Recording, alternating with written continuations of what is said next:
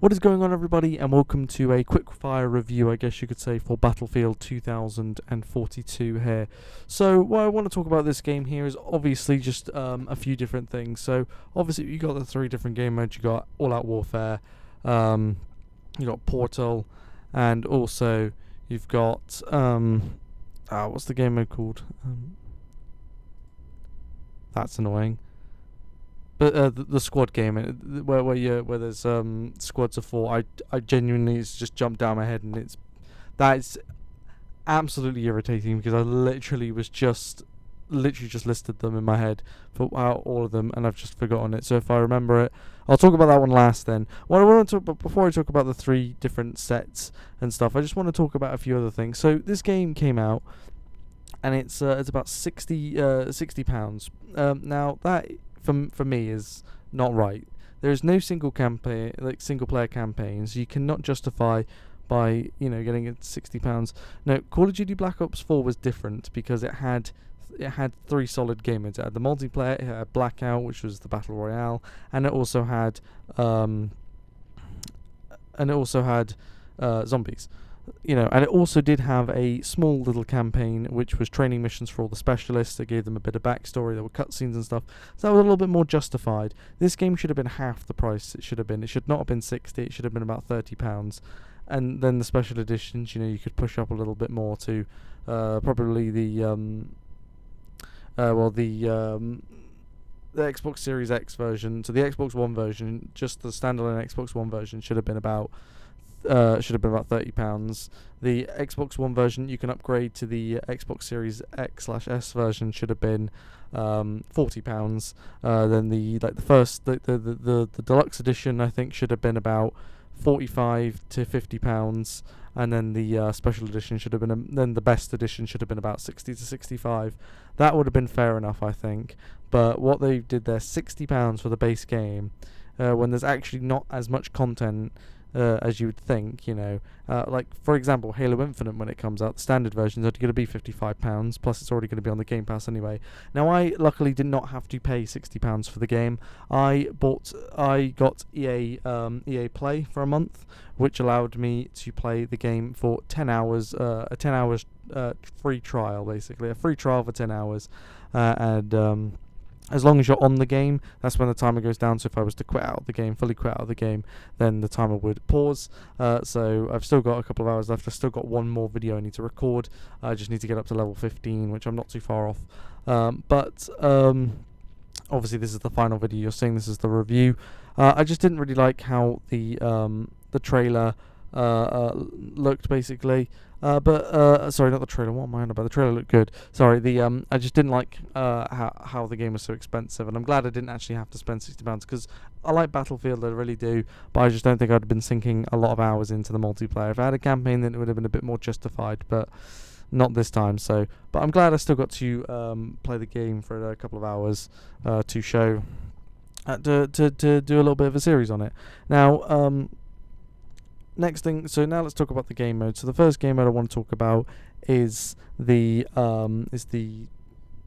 standard multiplayer, the All Out War. I quite like it. It's good. Obviously, All Out War's been in Battlefield for a long time. Vehicles, destruction, and stuff. I felt like there wasn't as much destruction in this game than there was in previous titles like Battlefield 1 and Battlefield 5, which are games I've played on my channel before, of course.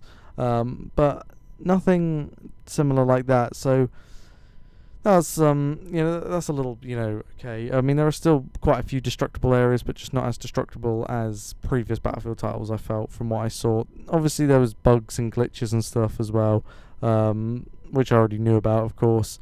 But again, it just felt like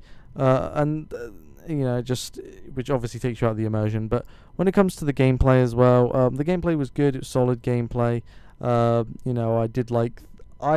Even though I don't agree that the specialists should have been in the game, I do like some of their abilities, but again, specialists aren't for Battlefield. I feel like they've taken that idea from Call of Duty, where it kind of worked for Call of Duty, but it didn't really work for Halo.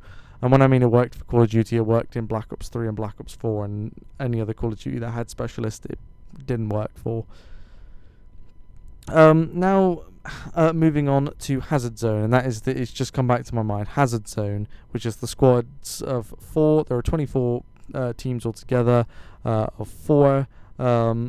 I felt like it was a pretty interesting game, and it's sort of like Battle Royale, but a little bit different. You know, you actually have to get, it's based on a mission. You know, you've got to get, the supplies and stuff, and obviously avoid getting your team wiped out.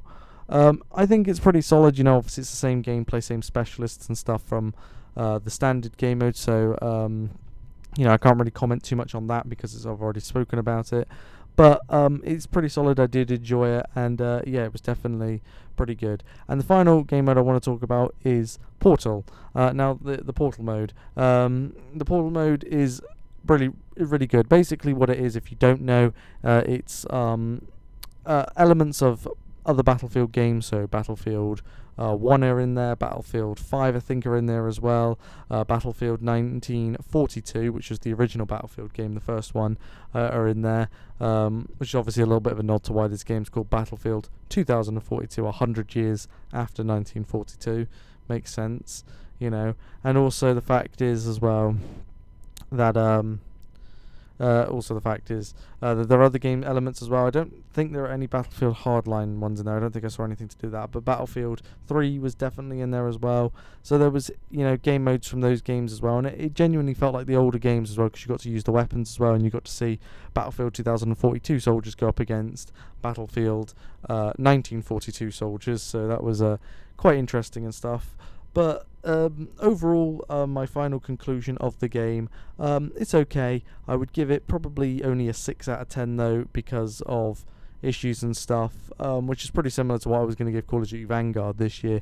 But because of the lack of a story, I don't know the story. Why is the United States and Russia fighting? Why are they fighting? Is it because it's set in 2042, so that's in the future? Why are they having? Why is there a war against them and other countries as well? Why is there a war? I want to know the backstories of the specialists.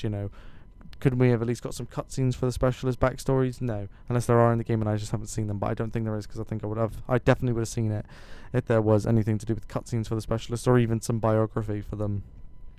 At least that's what Black Ops 3 did, and then Black Ops 4 actually showed you a bit of their backstory through cutscenes and training missions. So I felt like there could have been some more stuff in there, and there could have been a little bit more content, but. Obviously, I only do reviews for games like Call of Duty and Halo. For Battlefield. Sorry, I will do a review for Halo Infinite as well. I might as well, since the whole trilogy of first-person shooters. But yeah, that's the quick fire review I wanted to give for Battlefield 2042. And hope you guys enjoyed. And yeah, I will see you in the next video. All right then, bye.